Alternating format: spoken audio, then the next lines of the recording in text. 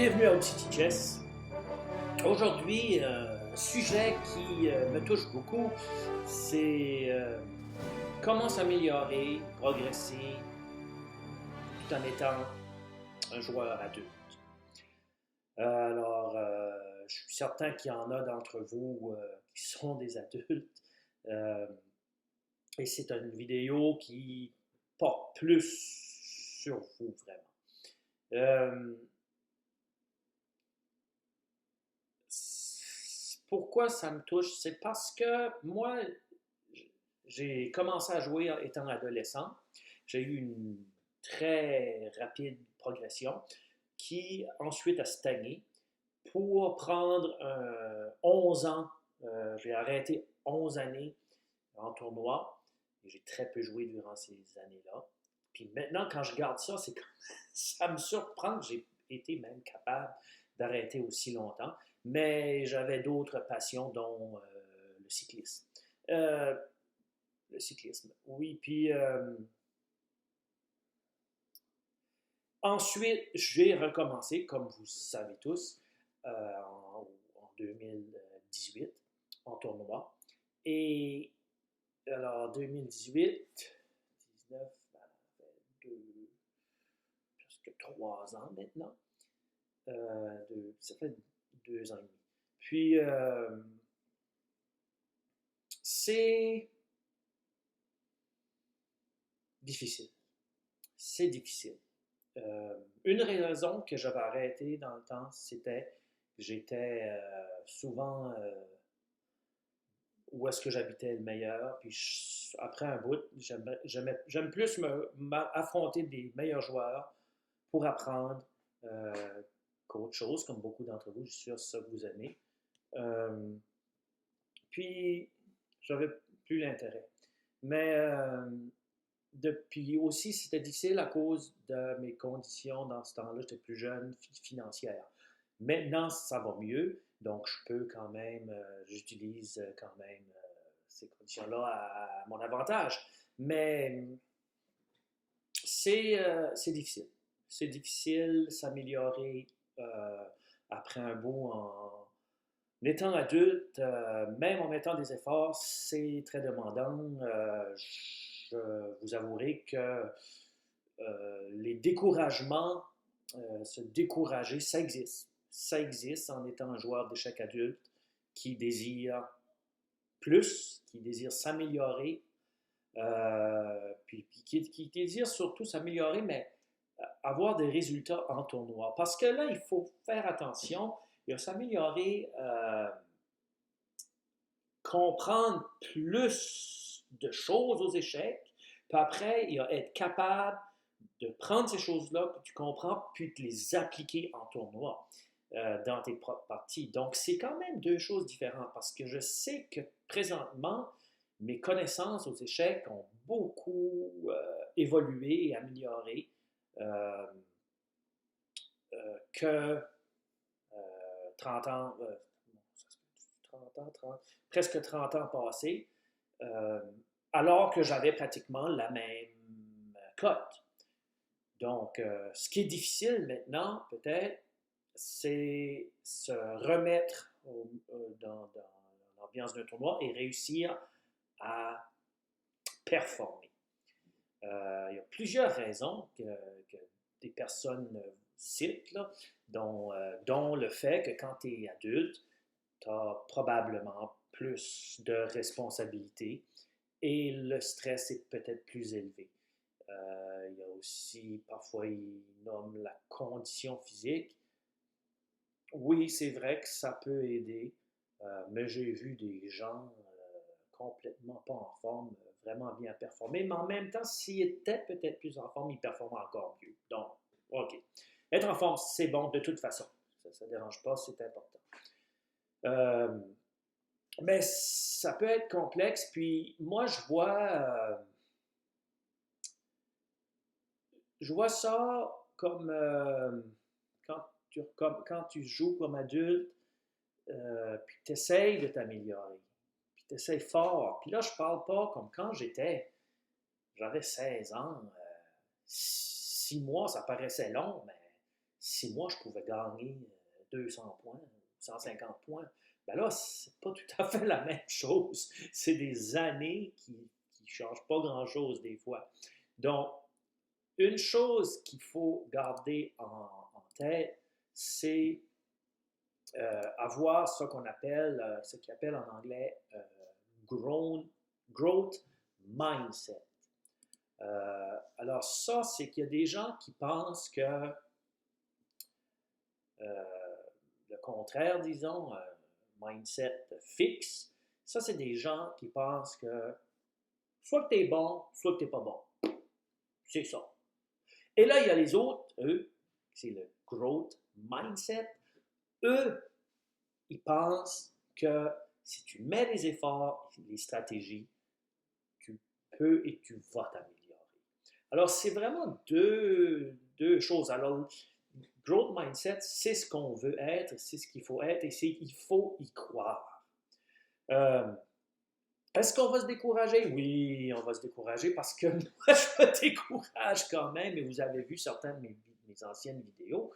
Ça arrive, mais on ne lâche pas.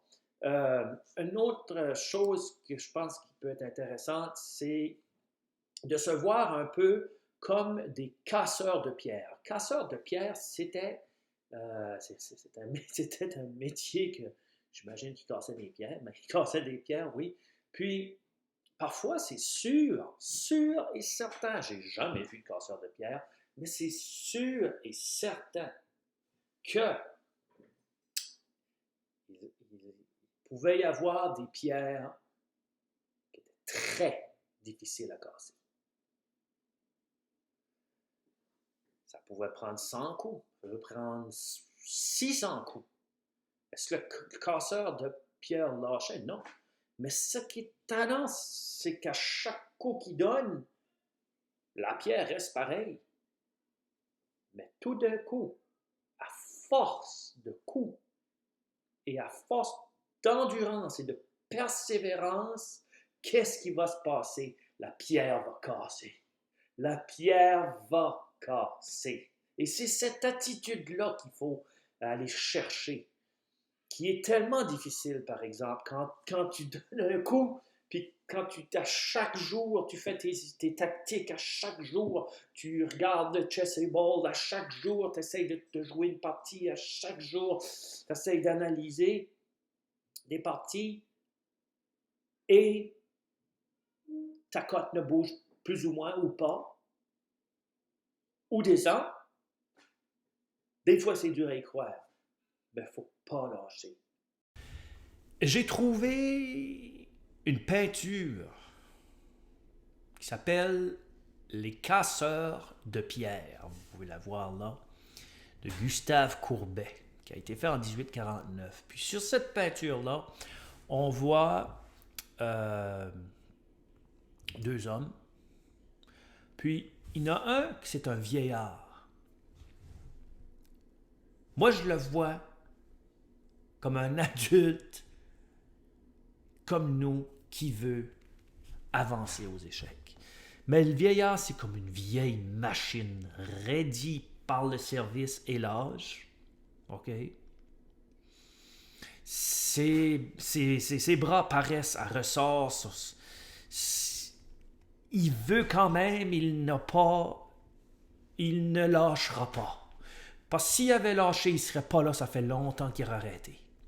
Et c'est ce qu'il faut se voir, il faut se voir comme des capables qui ont des têtes dures et qui ne lâcheront pas les objectifs, qui ne lâcheront pas l'adversaire. Même quand ça va mal, non, même quand tu as un coup que tu as mal fait, tu y penses plus, tu passes à l'autre.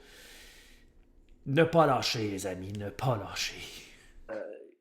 Quand je dis pas lâcher, là, je suis un bon exemple. 2018, j'étais 1888. OK. De 2018 à 2020, le plus haut que j'ai eu, c'est 1934. Et tout de suite, je suis à 1901. Au moins, la cote rapide, j'ai atteint 2008. Ça fait que ça, c'était fun. Ça a baissé. Ils ont mélangé les online et rapides. Ils n'auraient pas dû faire ça. Mais au moins aussi, j'ai eu des cas de performance intéressantes. C'est là, ma cas de performance intéressante, c'est ça, au-dessus de 2000, puis ça. Puis, il faut y croire. Il faut y croire. Il faut garder, être positif. Positif et continuer. Et aussi, ça aussi, c'est une chose, même si ma cote est demeurée pareille, pratiquement, je sais que j'en connais plus maintenant. Okay? Je suis un entraîneur aussi de jeunes là, ou de moins jeunes.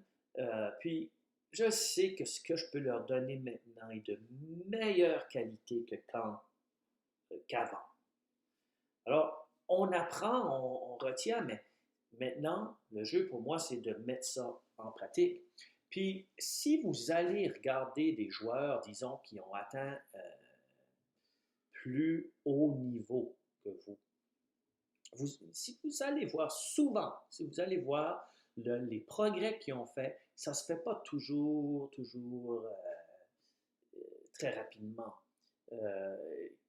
Si je regarde certains joueurs que je connais, qui ont atteint, moi par exemple, on va dire 2200, 2100, c'est sur une dizaine d'années. Alors pour moi, c'est comme si que je recommence d'une certaine façon. Alors là, après la pandémie, ça serait un peu le temps de faire un homme de moi. Non, je dis ça. Mais, ouais. Aussi, quelque chose de très intéressant, très intéressant, dans ce livre-ci, Your Opponent is Overrated. Très bon livre. L'auteur, à un moment donné, il dit que la plus grosse erreur, et c'est vrai, et c'est probablement cette erreur-là qui m'a fait perdre probablement la grande majorité des points que j'ai perdus durant ces 2 années-là et demie, c'est de croire, et même, je dirais même avant mes premières années, c'est de croire que tu vas avoir des parties faciles. Non, non, non, non, non, non, non, non. Il n'y a pas de partie facile.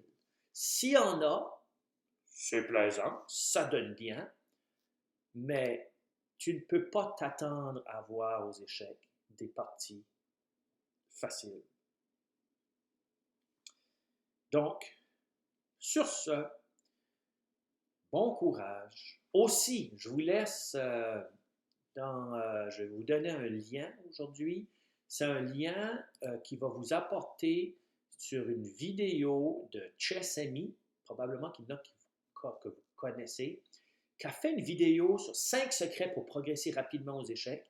Et rapidement, je ne sais pas jusqu'à combien rapidement que ça peut être, parce que comme je vous dis, mes objectifs à moi, c'est sur des années.